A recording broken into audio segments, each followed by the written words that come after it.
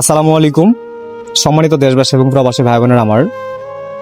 তো সবাই জানেন যে আমাকে একজন প্রবাসী ভাই কিন্তু কিছু টাকা পাঠাইছিল, নীরব চৌধুরী ভাইয়া 20,000 টাকার মতো। তো এখান থেকে আমার কাছে কিছু টাকা পয়সা আমানত আছে। তো আমি বর্তমানে আছি আমাদের শ্রীবর্দী উপজেলা স্বাস্থ্য কমপ্লেক্সে। তো এই পাশে কিন্তু আরেকজন খালা আছে, আমরা একটু দিকে আসি।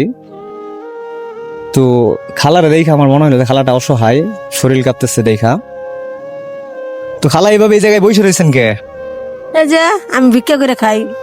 এই জায়গায় বসে থাকলে মানুষ টাকা দিব? এখন কি করবো, চা চিন্তা খাই। তো আপনি ভিক্ষা কেন করেন? সবই নাই। আপনার একটা ছেলে মাঝে চাই দিছি, এখন কি করবো। বাসায় কাম করা হয় না, শ্বাসকষ্ট হাপি ওরান মাসে কামে নেয় না। যাই আপনার সন্তানাদি কয়জন? আমার একটা ছেলে, ছেলের বয়স কত? 9 10 পড়ছে, মাঝে চাই দিছি।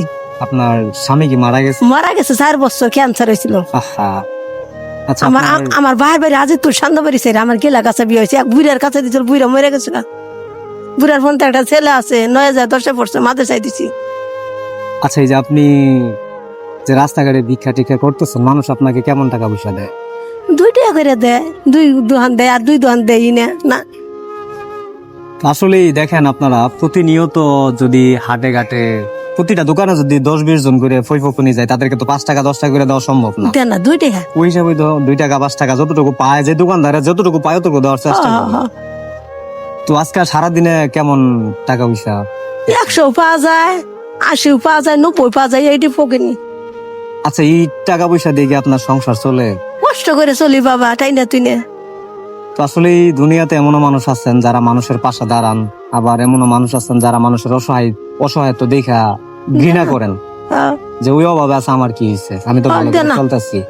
অনেক টাকা পয়সা ওলার মালিক কিন্তু দুনিয়াতে আছে। আছে তো, তারা দে না। কিন্তু ইচ্ছা করলে এমন অসহায় দরিদ্র মানুষকে কিছু করে দিতে পারে। দিব না, দে না, দিব না তো? না দে না, আচ্ছা। চাই দে না। তবে আমার একজন প্রবাসী ভাই আছেন, যিনি আপনার ইউরোপ আমেরিকায় থাকে, অন্য দেশে। হাই রে, উনি আমাকে কিছু টাকা পয়সা দিছে, আপনাদের মতো অসহায় দরিদ্র মানুষ যারা আছে আরে তাদেরকে কিছু করে সাহায্য করার জন্য। তো আমি যদি আপনাকে নীরব চৌধুরী ভাইয়ের পক্ষ থেকে 500 টাকা দিই, আপনার কতটুকু উপকার হবে? মেলা উপকার হবো, হাজার হাজার উপকার হবো। আপনি কি সেই নীরব চৌধুরী ভাইয়ের জন্য দোয়া করবেন? দোয়া করবো 100 বার বাবা। তবে যাই হোক, আপনি অসহায় মানুষ। এই যে আপনাকে কোনো দেখলাম টাং যে নাই, শ্রীবর্দী কিনে দেয় না, থানা- খাতা কলমে নেই, যে ভিক্ষু করে কিনে দিতেছি। আমি দেখলাম যে আপনি আমাদের এই শ্রীবর্দী থানা হসপিটালের সামনে বসে রয়েছেন।